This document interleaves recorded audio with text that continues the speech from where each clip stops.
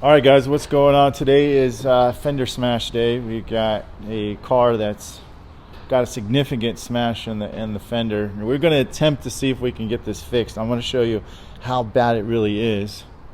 Meanwhile, I got before I tell you show you really how bad it is, we're fixing a dent on the front fender. We got Craig right there, just slowly, nicely, slow pushes. And on this side, we've got a little bit more of an obvious dent right there. Yeah, Kyle, you ready? Okay. So they're both using flat bars. As you can see, one's using CarePoint, the other one's using Anaconda, and then somebody will be using a dent dial back and forth. So I got the dent dial down right there. Meanwhile, let's talk about what we're using. This will be on Dent Trainer, obviously, because this is going to be a win or learn repair. Now let me show you how bad this looks.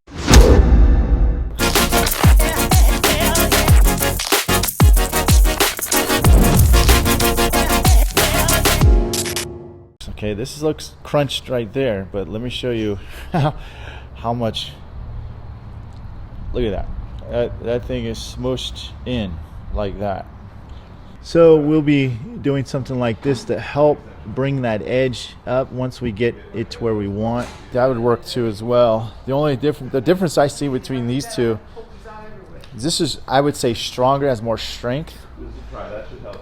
This one's more finessed, and this one you can see when you're pushing, you can see where your reflection's at too. So there's nothing in the way of you not seeing your reflection when you're working the dent.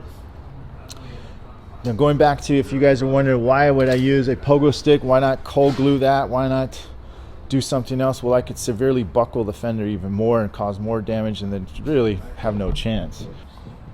They're Kiko Super Tabs. These are the old versions, but what I did is I heated it up. So why? Because when I want to put it in, it's going to fit a little bit more better. You see how it fits more clean compared to like if I had a straight one like this, and there's still gaps in there. So we don't want gaps yet. So I want to kind of fit it in between like that. So I make sure I'm pulling everything I need to. Even like right there, it fits pretty good. How much size should I give it? We'll just push it like that. That's good. Yeah, like that. That's good. Unless you want to go further, it's up to you. Further spacing where you see me doing this. This is advised from Daniel Grom to get the best pull, because I guess I'm losing power from here, or John is losing power.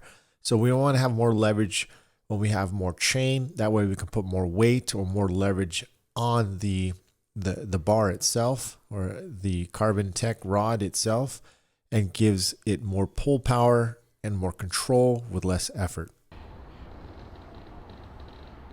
There we go. That's good. Keep going. Look at this, John. See how that's pulling? Not easy. Look at that. Perfect. That's what I want. Okay.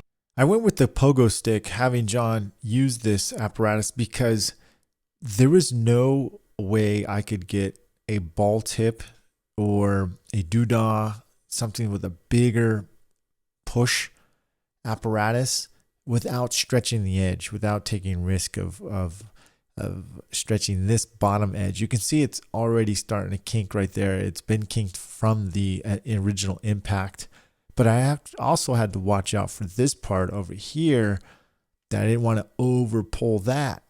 And then on the corner, if you look right here on the corner of the edge of the fender. So there was a lot of things that we just couldn't do. Hook up.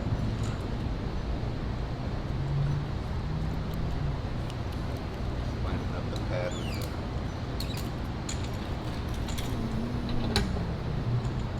Keep an eye on that edge.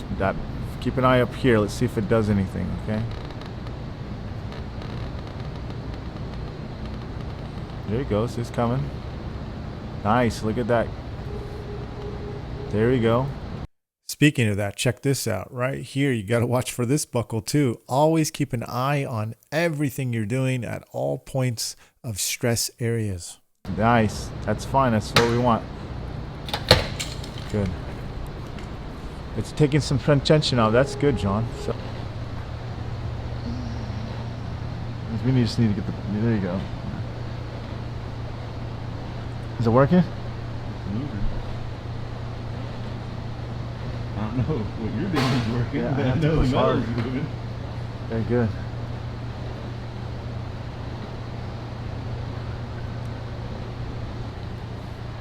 So I'll let John do a little bit of work. He's gonna tap down some little bit of stuff here and there. What we've got here is we got the Fender edge guards from Dent Craft. It's connected to Way the down. suspension there. No, Okay. no. Oh no. No, Where? Oh, there's there's holes? There's holes on the underside here Okay. that we got connected on both sides. Kind of hard to see up in there. There you go. You got it. You can see that one there. Okay. All right. If you're wondering, those are the Fender edge guards from Dent Craft. They work very well. You can see you need 2 pairs, one on each side, to hold the strength in the middle of where you're pushing. If we did not have these, we would have some serious issues on it wanting to buckle as we are pulling the metal towards close to the edge. So that's why we have those supports. They're very good and very affordable. I think around $50 at Dent Craft. So check them out. I definitely think they're a win as well. I got my students here. Before we go check on the dent, got all the fans, so pardon the fan noise. Ooh, you're looking pretty good there. We're gonna go check on Kyle in a second too. So this is Craig. Craig, not bad, dude. There was 3 of them, just like the one that you see up there. Okay, 3 of them there. You're getting clean. You're getting super clean. I like it. See what Kyle's doing. Kyle, we smashed a dent on the front fender of his on the body line. You coming? You're getting close too, Kyle. I like that little crown down above it. Not bad. You got a little micro low there too. Okay. Well, that's a low there, but above the body line, you see? Just a micro low, okay? Anyways, okay, so they're doing pretty good on theirs. Let's check out John's. Dang, look at this thing. It's coming out good. It's coming. We got some little cleanup. We got cleanup, guys. I'll explain later what that is on Dent Trainer. It's not bad, dude. That's good. The doodah is also. That was good. That was good. You can't really hear John too much, but that was good, huh? That's the why. Because it kept it from flaring. It kept it a repairable job. Yeah, he's saying he was able to control the fender from blowing out. So that's. I'm loud enough. They can hear me. Yeah, they can hear you. Yeah. Yeah, that's the one I'm looking for. This is the one everybody needs to get. Is this the one you wanted? Yeah, that's the one I was looking for. It's the one. I modded it, but it's beautiful. I like it. Yeah, you can see I bent the hell out of it back and forth, right? Yeah. All right, John's fixing the. Well, he's in the middle of fixing it right now. We're gonna take that part off right there. Then we're gonna fix this edge. I'm telling you, this soft tip right here, that rubber ball right there on the dent dial works really good. And then we had this. Listen, there's all kinds of goodies here. I was using this a little bit. I didn't show it in the camera, but this is from Kiko. That part right there. I mean, if I can just get it focused here. You hold that, John. So hold it right there. Yeah, right there. So that part right there was put some leather on top of it, and I was able to push big pushes inside of the fender there like that. Okay, really good. All right, so John's gonna go on this one. What are you gonna use now? Now you were using the Kiko tip, Uh-huh. the squared one, to kind of work this area right here along the line. Yeah. But seeing that we're going to be going down in here, we'll switch it back to the ball tip, and then as we blend this down, we might go back and try to use that Kiko tip again to kind of flatten that out a little bit better. But we're going to start with the ball tip first on a flat bar.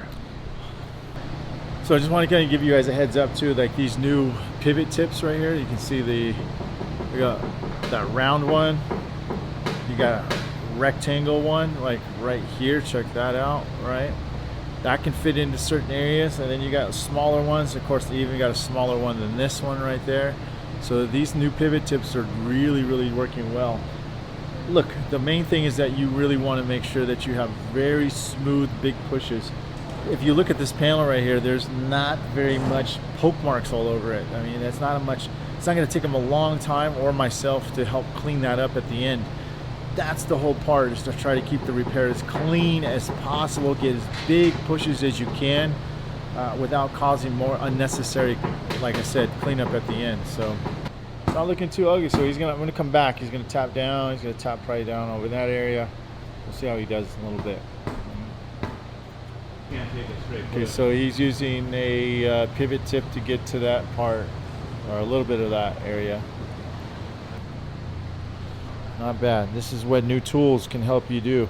So I'll be probably doing a little bit of tutorial myself on this, and I'll take over on some of the cleanup, and then if John comes back in time, I'll let him do it. So came out pretty nice so far. Check this out first. Okay, that's looking good, Miller. It's looking pretty good. In this shot, we had the edge was still a little bit bent. We went in there and knocked down the brace that was inside there, making sure that was straight, and then we took the pogo stick and just bent that edge just back out, maybe another 1/4 inch, because it was. At this point, ladies and gentlemen, it is all about patience. How patient are you going to be to finish this type of dent repair that you might be running into, or any repair? Do what it takes, especially when you're learning. The longer you put it in, the more you're going to get back out of it. And I mean not just by how fast you're going to do the next one, just how well you understand the metal and what it does and how it reacts. Hey everyone, thank you very much for watching. If you want to check out the full 1-hour tutorial, please go over to denttrainer.com. Meanwhile, hit that smash button, that like button, that subscribe button if you like these type of videos. Let me know what your thoughts below. I appreciate you watching. Take care.